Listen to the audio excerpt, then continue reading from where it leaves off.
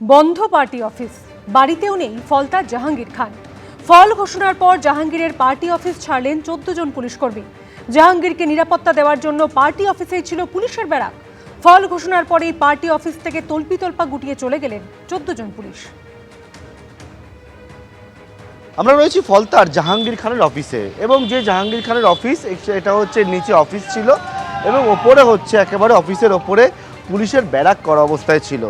14 জন police কর্মী সবসময় হচ্ছে নিরাপত্তার জন্য থাকছিলেন, এবং এক্ষেত্রে আজকে দেখতে পাওয়া যাচ্ছে যে ফলাফল ঘোষণা হওয়ার পর জাহাঙ্গীর খানের যে অফিস রয়েছে ফলতায়, সেই অফিস থেকে পুলিশ কর্মীরা বেরিয়ে যাচ্ছেন এবং তাদের যে সমস্ত জিনিসপত্র ছিল সেই সমস্ত জিনিসপত্র তুলে নিয়ে তারা ছাড়ছেন ফলতার জাহাঙ্গীর খানের অফিস। একেবারে বিভিন্ন বাক্সে জিনিসপত্র, কেউ চাল ডাল আর গ্যাস সিলিন্ডার সমস্ত কিছু রাখা ছিল, এবং সেই সবটাই তুলে নিয়ে কিন্তু এখান থেকে যে ফলতায় জাহাঙ্গীর খানের যে অফিস ছিল সেই অফিস ছেড়ে বেরিয়ে যাচ্ছেন পুলিশ কর্মীরা।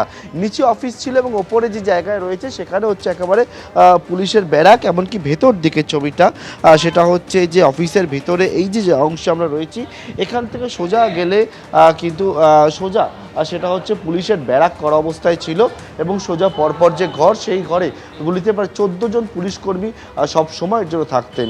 এবং আজকে দেখতে পাওয়া যাচ্ছে একেবারে সেই অফিস সম্পূর্ণভাবে খালি করে এখানে যে সমস্ত পুলিশ কর্মীরা ডিউটিতে ছিলেন তাদের সমস্ত জিনিসপত্র তুলে নিয়ে তারা বর্তমানে ফলতার জাহাঙ্গীর খানের অফিস ছাড়ছেন। ক্যামেরা ভগবান শাহের সঙ্গে পার্থপ্রতিম ঘোষ, এবিপি আনন্দ, ফলতা। আমরা তো হারিনি, হারলে পদত্যাগ করতাম। রাজ্যে তৃণমূল ধরাশায়ী হওয়ার পরও এমন আজব দাবি করলেন মমতা বন্দ্যোপাধ্যায়, যা তীব্র সমালোচনা করেছে বিজেপি। লজ্জাজনক হারের পরেও কেন ক্ষমতা আঁকড়ে ধরে থাকতে চাইছেন তৃণমূল নেত্রী, উঠছে প্রশ্ন। এ যেন ভোট সুনামি, এ যেন হরপাবান। বিজেপির পক্ষে পশ্চিমবঙ্গবাসীর বিপুল জনমত। এসবার 200 পার। বিজেপির জয় চাপা পড়ে গেল তৃণমূল, ওঠার ক্ষমতাটুকু নেই। 15 বছর ক্ষমতায় থাকার পর নিজের বিধানসভা গণনা কেন্দ্রে গিয়ে এই স্লোগান শুনতে হলো মমতা বন্দ্যোপাধ্যায়কে।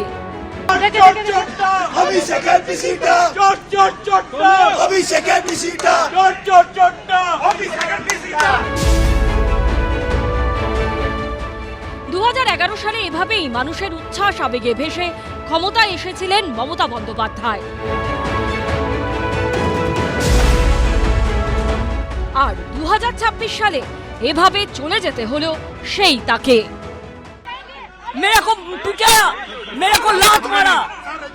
মঙ্গলবার আজব দাবি করলেন তিনি। হারলে আমি যদি শপথ দিতে যেতাম তাহলে আমি রেজিগনেশনটা করতাম। এখন তো কোশ্চেন ডাজন্ট অ্যারাইজ। কিন্তু নিজের হার দলের লজ্জাজনক হারের পরও কেন ক্ষমতা আঁকড়ে থাকতে চাইছেন মমতা বন্দ্যোপাধ্যায়? যা সম্ভব নয় তা জেনেও কেন পদত্যাগ করতে চাইছেন না তিনি? গণতান্ত্রিক পদ্ধতিতে কি কোনো বিশ্বাস নেই মমতা বন্দ্যোপাধ্যায়ের? তার এই বিতর্কিত চাঞ্চল্যকর মন্তব্যের জেরে উঠছে প্রশ্ন। কেন, কিসের জন্য? আমরা তো হারিয়ে যে যাবো। জোর করে দখল করে যদি কেউ মনে করে যে আমি কি রেজিগনেশন দিতে হবে, নো, নট দ্যাট। কিন্তু এ কি করে সম্ভব? হারলে হার স্বীকার করে রাজ্যপালের কাছে পদত্যাগ করতে হয়, এটাই তো নীতি, পদ্ধতি, নিয়ম, রেওয়াজ। হারের পর কি মমতা বন্দ্যোপাধ্যায়ের এসবের উপর থেকে বিশ্বাস উঠে গেছে? 2011 সালে মমতা বন্দ্যোপাধ্যায়ের দলের কাছে যখন সিপিএম পরাজিত হয়েছিল, তখন রেজাল্ট বার হতে না হতেই বুদ্ধদেব ভট্টাচার্য রাজ্যপালের কাছে গিয়ে ইস্তফা দিয়েছিলেন। এটাই পদ্ধতি। তাহলে কার্যত গোহারা হারার পরও মমতা বন্দ্যোপাধ্যায় কেন ইস্তফা দিতে রাজি হচ্ছেন না? পরাজয়ের ফলে তিনি কি দিশেহারা হয়ে পড়েছেন? ভোটে জয় পরাজয় থাকবে, তাহলে সত্যিকে সত্যি বলে স্বীকার করে নিতে অসুবিধা কোথায়? যে ধরনের কথা উনি বলছেন সেটাতে উনি নিজেকে হাস্যাস্পদ করে তুলছেন। উনি কিছুদিন ধরে প্রচারের আলোয় থাকতে চাইছেন এইসব ধরনের কথা বলতে। এইসব জোকারির কোনো উত্তর ভারতীয় জনতা পার্টি বা সংবিধানে বিশ্বাস করা কোনো রাজনৈতিক দল দিতে পারে বলে আমার মনে হয় না। 7ই মে বৃহস্পতিবার শেষ হবে চলতি রাজ্য সরকারের মেয়াদ। কিন্তু মমতা বন্দ্যোপাধ্যায় কি করবেন? ভোটের ফলাফল বেরোনোর পরও তার মন্তব্যে বিতর্ক থামছে না। আশাবুল হোসেন, দীপক ঘোষ ও শিবাশিস মৌলিকের রিপোর্ট, এবিপি আনন্দ। বিধানসভা ভোটে ভরাডুবি হয়েছে তৃণমূলের। মমতা বন্দ্যোপাধ্যায় থেকে শুরু করে হেরেছেন তৃণমূলের এক ঝাঁক বিদায়ী মন্ত্রী। গত বিধানসভা নির্বাচনে এ রাজ্যে তৃণমূল 48% ভোট পেয়েছিল, আর এবার সেটাই কমে হয়েছে প্রায় 41%। পশ্চিমবঙ্গে ঝড় তুলে ক্ষমতায় এবার বিজেপি, পরাজিত তৃণমূলের রথী মহারথীরা, বিদায়ী মুখ্যমন্ত্রী থেকে এক ঝাঁক বিদায়ী মন্ত্রী। আরেকটা তার জীবনচক্র সম্পূর্ণ করে ফেলেছিল। আর মনে রাখবেন, গণতন্ত্রে ঔদ্ধত্য আর স্পর্ধার কোনো জায়গা নেই। পাল্টে গেল ছবিটা। তৃণমূলকে ক্ষমতা থেকে ছুঁড়ে ফেলে দিয়ে বিজেপিকে বেছে নিল পশ্চিমবঙ্গবাসী। তৃণমূলকে সরাতে মানুষ কিভাবে ঢেলে বিজেপিকে ভোট দিয়েছে সেটা প্রাপ্ত ভোটের হারে স্পষ্ট।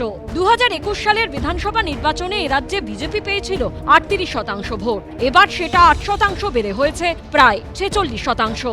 গত বিধানসভা নির্বাচনে এ রাজ্যে তৃণমূল 48% ভোট পেয়েছিল, এবার সেটা কমে হয়েছে প্রায় 41%। তৃণমূলের ভরাডুবিতে 22 জন প্রাক্তন মন্ত্রী হেরেছেন, যে তালিকায় প্রথম নাম বিদায়ী মুখ্যমন্ত্রী মমতা বন্দ্যোপাধ্যায়। ঘরের মাঠ ভবানীপুরে শুভেন্দু অধিকারীর কাছে 15,105 ভোটে হেরেছেন তিনি। টালিগঞ্জ কেন্দ্রে 6,013 ভোটে হেরেছেন বিদায়ী বিদ্যুৎ মন্ত্রী অরূপ বিশ্বাস। বিধাননগর কেন্দ্রে 37,330 ভোটে হেরেছেন বিদায়ী দমকল মন্ত্রী সুজিত বসু।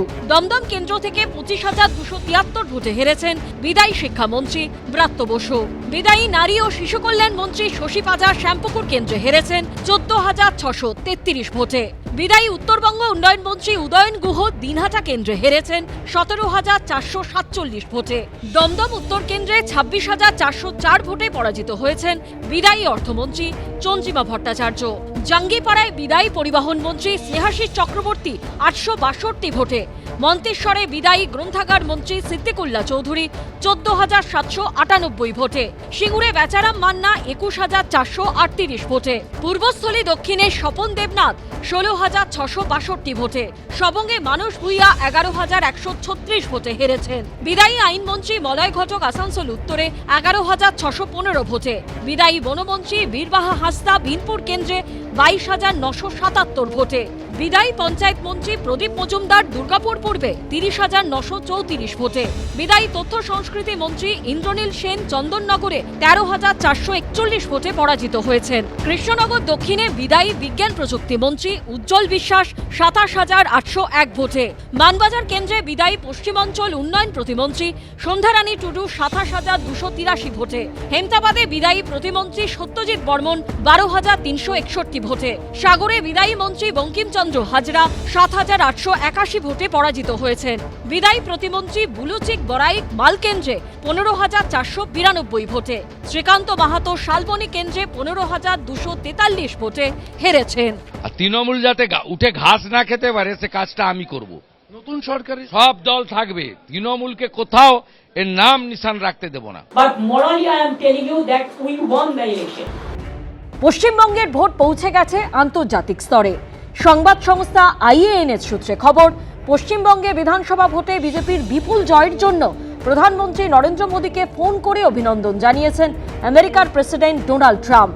হোয়াইট হাউসের মুখপাত্র কুশ দেশাই বলেছেন, প্রেসিডেন্ট ট্রাম্প ভারতের প্রধানমন্ত্রী নরেন্দ্র মোদীকে এই সাম্প্রতিক ঐতিহাসিক এবং নির্ণায়ক নির্বাচনী বিজয়ের জন্য অভিনন্দন জানিয়েছেন। এবিপি আনন্দ। এবিপি আনন্দ, এগিয়ে থাকে, এগিয়ে রাখে।